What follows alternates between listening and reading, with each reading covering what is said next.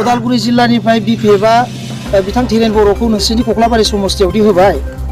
बेवहाय नोंथाङा मा फोरमायगोन? जायखिजाया बिथां धीरेन बर' सारखौ आङो गोसो गोरबोनिफ्राय मान होयो मानोना बिथाङा जोंनि बिटिआर जे सुक्ति बे सुक्तिनि सासे सिगनेटरि आरो बिनि अनगायै बिथाङा गोलाव समनिफ्राय जोंनि बर' जाथियाव गोबां माने सेक्रिफाइस होबोदों दा बेखायनो आङो बिथांखौ सनमान खालामगोन किन्तु दिनै बिथांखौ जोंनि कख्लाबारि समस्थियाव दैथायहरनायखौ पलिटिकेल सिम्पल रावजों आं ओरैजाय बुंगोन माने OOF माने आउट अफ फर्मुला जाय फर्मुलाया गनायथाव नङा दा बिथाङा बबे राहाजों देरहानो हागोन मानोना बिथांखौ जोंनि बे समस्थिनि रायजो राजाफ्रा सनमान खालामोब्लाबो नाथाय बेवहाय बिजाथि महरै गनायनो एसे उसुबिदा मोनबाय दङ आरो बिनि अनगायैबो जिहेतु जोंनि एलपिपिएलनि केन्डिडेटखौबो जोंनि रायजो राजाफ्रा साबजानाय मोनाखै ओंखायनो देरहानांगौनि सार्थआव बिथांमोना आंखौ नारसिनदों बिथांमोना खावलायदों आरो गले गले खावलायनायनि थाखाय आङो दिनै उदां बिजाथि महरै गसंनो थियारि जादों फैगौ 18 मार्च खालि आङो नमिनेसन होनो जागोन। मोजां सोंथि खालामदों नोंथाङा जोंनि नैबे 22 नं कख्लाबारि समस्थिनि जिथु रायजो राजा बे रायजो राजाफोरनि सानस्रि आरो गुबुन समस्थिनि रायजो राजाफोरनि सानस्रिया माने कमप्लिटलि आलादा दिनै जोंनि नैबे समस्थिनि रायजो राजाफ्रा खालि नैबेखौल' सिन्था खालामदों जे पार्टिनि जेबो फाराग लाखियाबालासिनो जायखिजाया जोंनो बर'नि देरहानांगौनि सार्थआव ओनसोलनि सार्थआव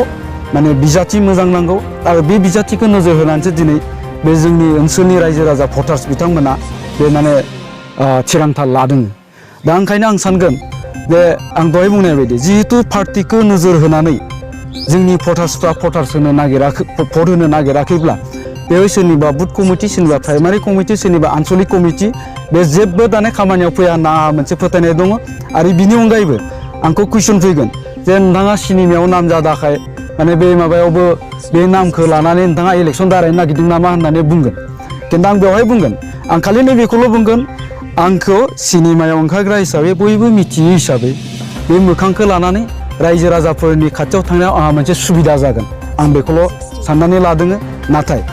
आंखौ माने फैला हिसाबै साना हुआ जे रायजो राजाफ्रा भट होगोन बे नङा आं दहायनो बुंदों आङो बे ओनसोलाव नट अनलि बे ओनसोल आसलते बुंनानै लानाय बायदि जायो आं गुबुन गुबुन ओनसोलाव आङो बे समस्थिनिफ्राय उदां बिजाथि महरै देरहासार जानो हागोन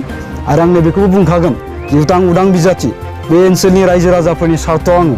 जाय हान्जाया सरकार दागोन बे हान्जाजों थांनो थाखाय आङो थियारि डेम'क्रेसियावथ' बयबो गसंखागोन आरो बे गणतन्त्रनि मोन्थाइखौ लानानैनो आंबो दिनै उदां बिजाथि महरै गसंदों आं दहायनो बुंखादों जे जोंनि दिनै इउपिपिएलआ दासिम फोसावथ'वाखै नाथाय जों बे ओनसोलनि रायजो राजाफ्रा जायखौ केन्डिडेट जागोन बेखौ खोनानानै मोनखाबाय थादों दा बेखायनो आं दहाय बुंदों जे मोननैबो हान्जानि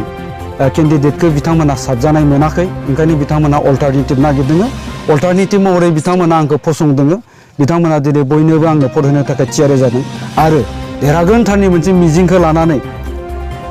आङो दिनै नैबेयाव उदां बिजाथि महरैसो गसंनाय जादों।